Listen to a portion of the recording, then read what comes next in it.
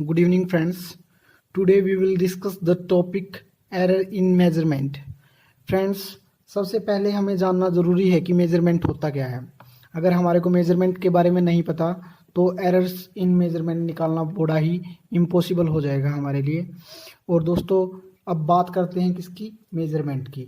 तो मेजरमेंट के बारे में मैं आपको बोलना चाहूँगा कि हमने फिजिकल क्वांटिटी के बारे में देखा था। सबसे पहले जो फिजिकल क्वांटिटी होती है हमारी फ्रेंड्स, उसको मेज़र करने के लिए हमारे पास क्या होता है, उसको मेज़र करना बहुत ही मेज़र करते हैं हम उसको, क्योंकि हम क्लासिकल मैकेनिक्स या मैकेनिक्स की बात करते हैं जहाँ पर हम चीज़ों को क्या करते हैं, देख पाते हैं, फील कर पाते हैं, महसूस कर पाते हैं और वहाँ पर हम उन चीज़ों को मेज़र करते हैं। किसी भी फिजिकल क्वांटिटी को मेज़र करने के लिए हम क्या करते हैं, उसको स्टैंडर्ड क्वांटिटी के साथ कंपेयर करके देखते हैं।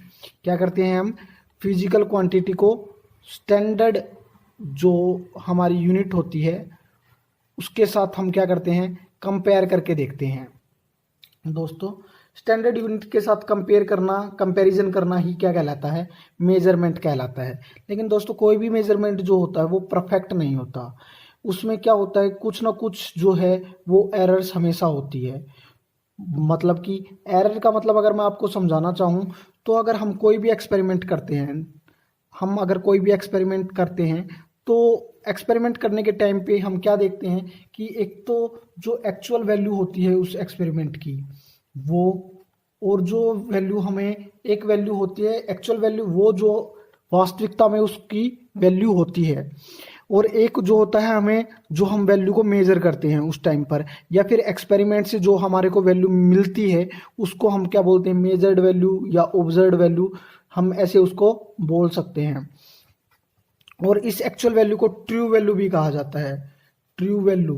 तो ट्रू वैल्यू में से मेजर्ड वैल्यू जो माइनस हो जाती है, जो भी हमारा डिफेक्ट निकल के आता है, उस डिफेक्ट को ही क्या कहा जाता है दोस्तों, एरर कहा जाता है। ये एक टाइप का डिफेक्ट ही होता है। अब बात करते हैं क्या कि ये डिफेक्ट होता कैसे है, कितने टाइप का होता है, किस तरीके से होता है, उसके बारे में बात करते हैं।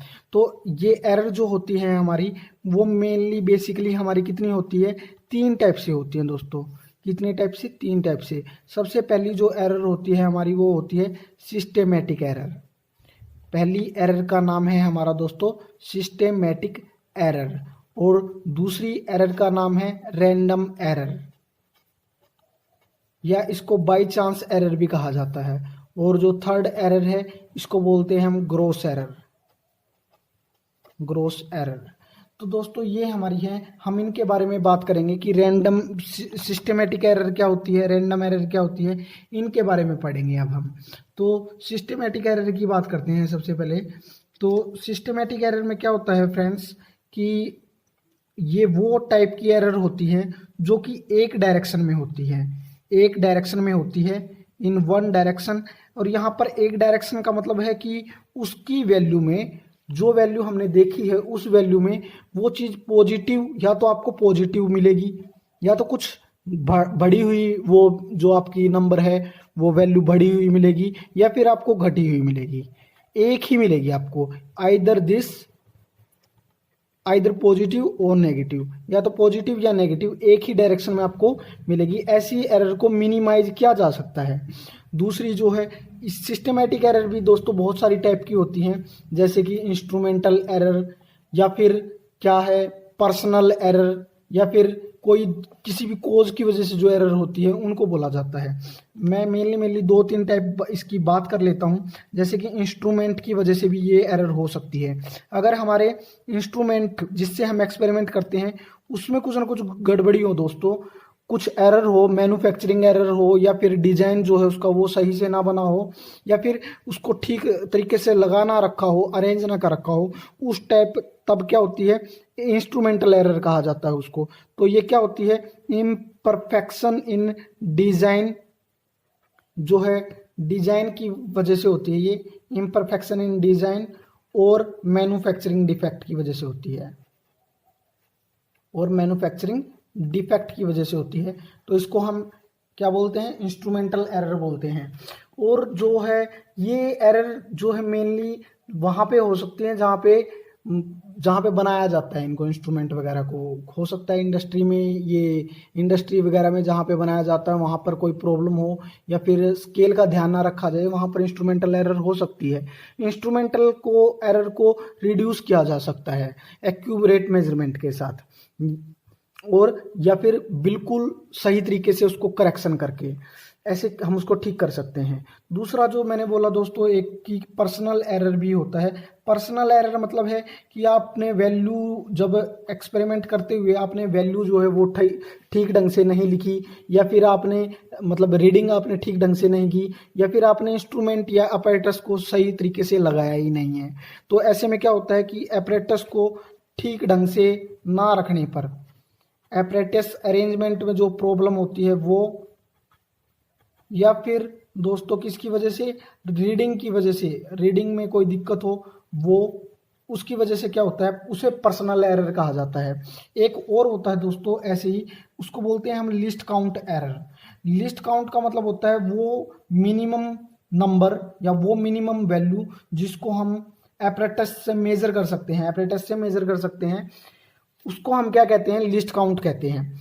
तो लिस्ट काउंट वाली एरर जो है वो क्या होती है कि हम अपैरेटस को करते हुए, एक्सपेरिमेंट को करते हुए लिस्ट काउंट ही अगर गलत ले लें, वहाँ पर मिनिमम वैल्यू का ध्यान ना रखा जाए और मिनिमम वैल्यू को ही अगर हम गलत ले लें तो भी लिस्ट काउंट एरर होती है। ड्यू टू किसकी वजह से होती है दोस्तों, ड्यू टू लिस्ट काउंट, ये लिस्ट काउंट की वजह से होती है। लिस्ट काउंट का पता ना हो तो उसकी वजह से होती है, तो मैं इसको लिख देता हूँ due to least count problem. तो लिस्ट काउंट की वजह से होती है ये।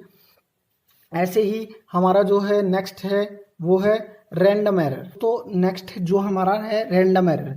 रैंडम एरर में क्या होता है दोस्तों, ये वो टाइप की एरर है जो कि इरेगुलरली होती है, मतलब हमारे को इसका पता नहीं होता, ये अपने आप हो जाती है, बाई चांस होने वाली जो एरर है उसको बोलते हैं हम।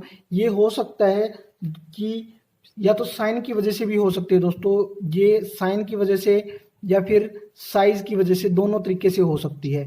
या तो आप साइन जो है वो लेते हुए गलत ले लें, पॉजिटिव नेगेटिव ये दोनों तरीके से हो सकती है।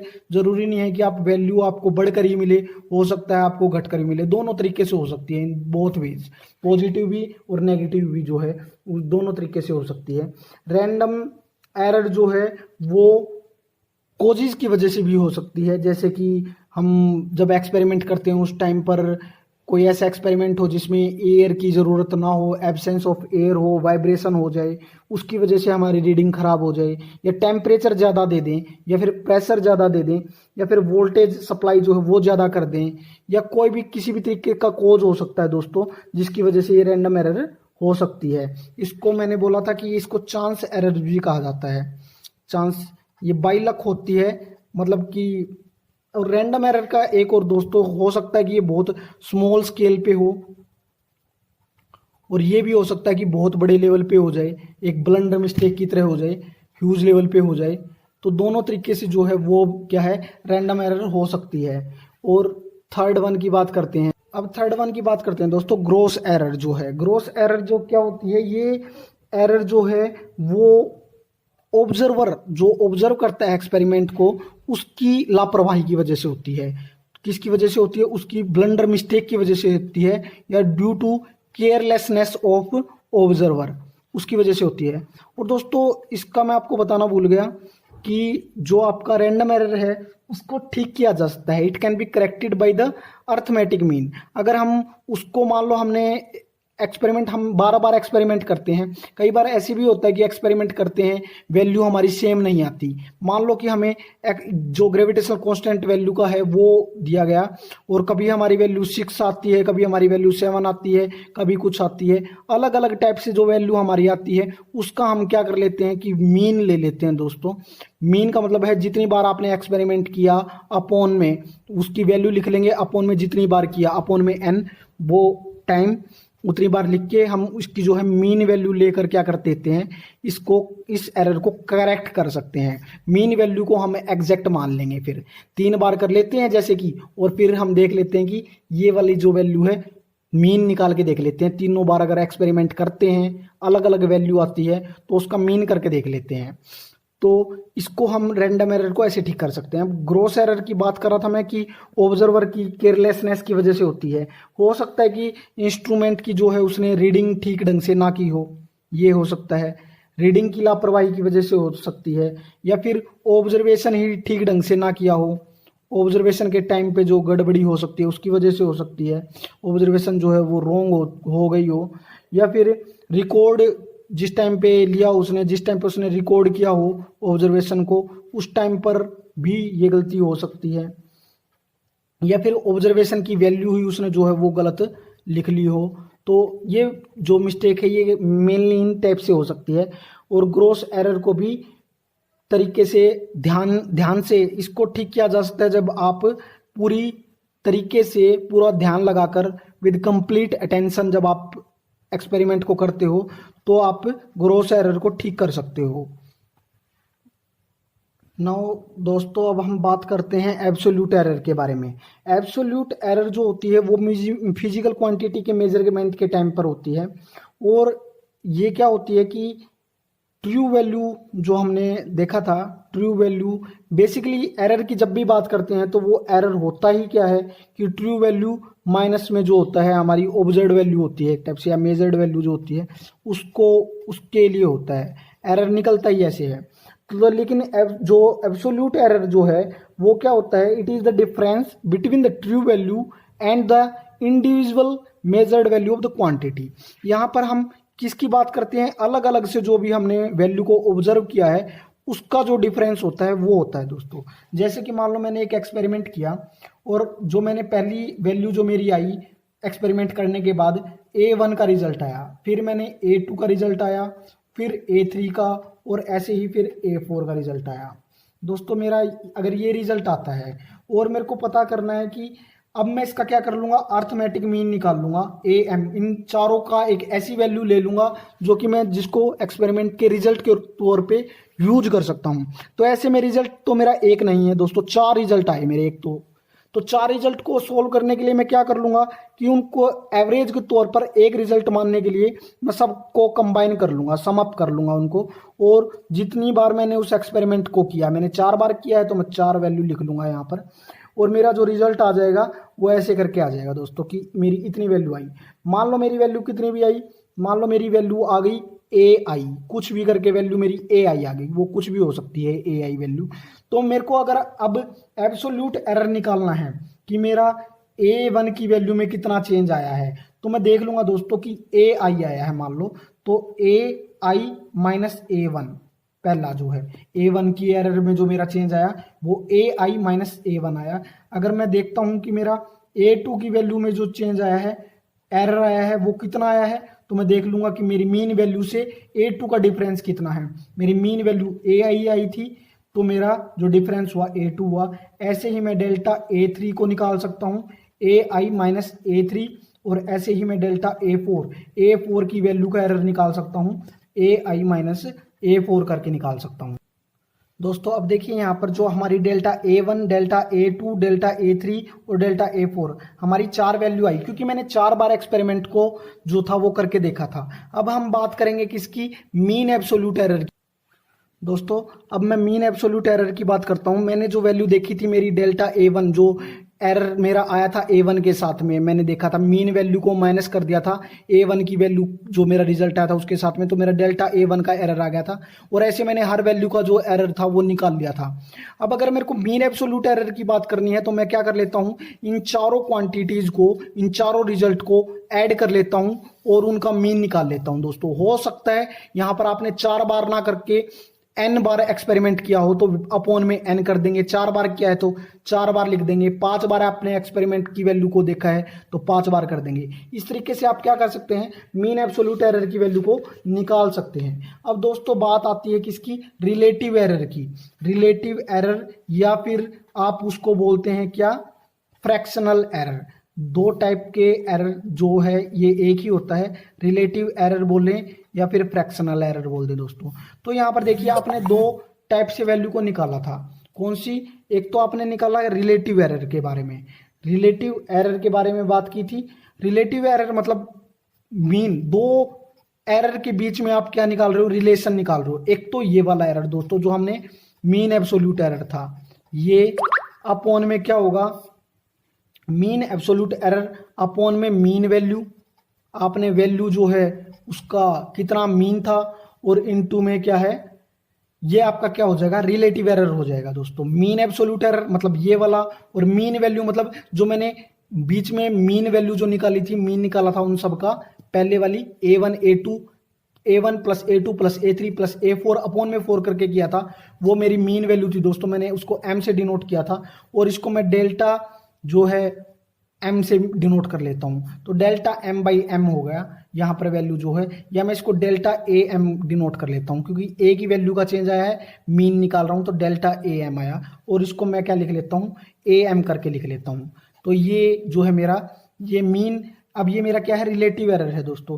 अगर अब मेरे से कोई पूछ ले कि परसेंटेज एरर क्या होगा, तो परसेंटेज एरर के लिए सिंपल सा है दोस्तों, इसी चीज को आप क्या कर देंगे, डेल्टा ए मीन, मतलब जो आपका मीन एब्सोल्यूट एरर था अपॉन में क्या करेंगे, मीन वैल्यू।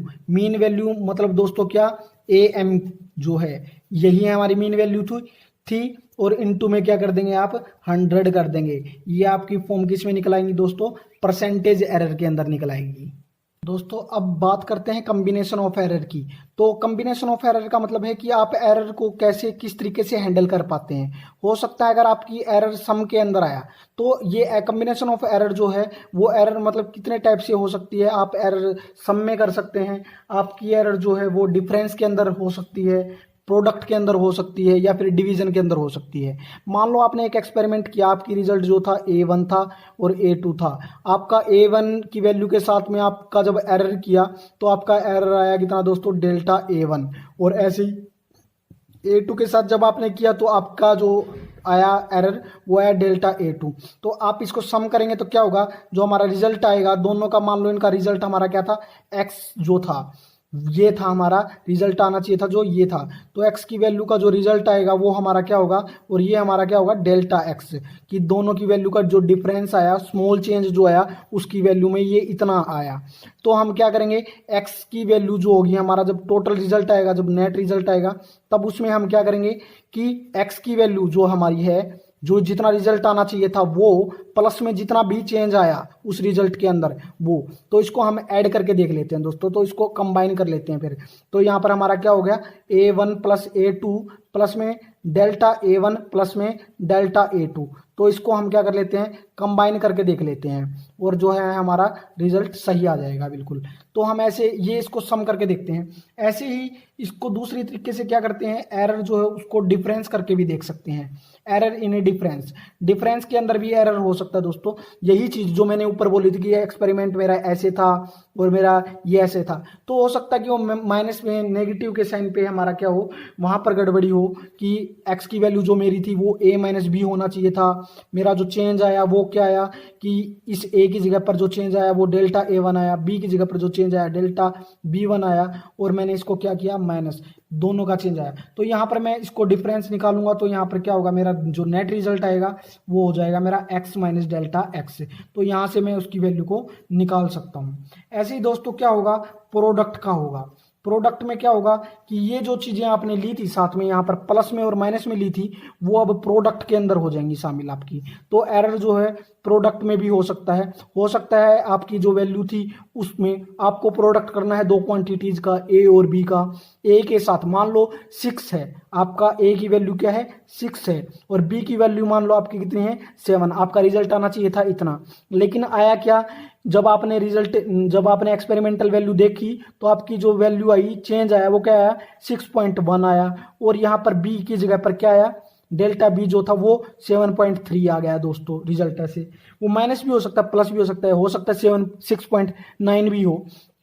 तो ऐसे में जो हमारा प्रोडक्ट जब हम करेंगे, इन दोनों क्वांटिटी को अगर हमारे को प्रोडक्ट करना होता तो आंसर वैसे होता हमारा 6 × 7 = 42। लेकिन अब हमारा आंसर कितना आएगा दोस्तों कि ए जो है वो इनटू में डेल्टा ए, तो ए प्लस में डेल्टा ए, कि डेल्टा ए की वैल्यू जो होगी वो जो हमारा एक्सपेरिमेंट आएगा साथ में, और ऐसे ही डेल्टा ए, और यहाँ पर क्या होगा, बी जो है उसके साथ में क्या अटैच हो जाएगा, डेल्टा बी जो हो जाएगा वो अटैच हो जाएगा। अब हमारा दोस्तों जो रिजल्ट होगा वो स्टेप से आएगा, ए प्लस में डेल्टा बी।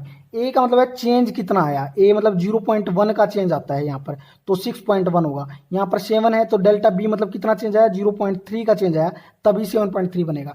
तो ऐसा जो हमारा है ये प्रोडक्ट करते हैं तो रिजल्ट कुछ और आता है। अब यहाँ पर हमें मान लो 6.1 की और 7.3 की जब करेंगे मल्टीप्लाई तो कुछ और रिजल्ट आएगा 42 ना आकर, तो ये हमारा डिफरेंस हो जाएगा, डिफेक्ट हो जाएगा। इसी डिफेक्ट को हम क्या बोलते हैं दोस्तों, हम इसको बोलते हैं एरर। तो ये हमारा एरर इन प्रोडक्ट है। और एज इट इज सेम जब हम डिवीजन में करके देखते हैं दोस्तों तो वो क्या होता है, एरर इन डिवीजन होता है दोस्तों। तो आज के लिए इतना ही, थैंक यू सो मच।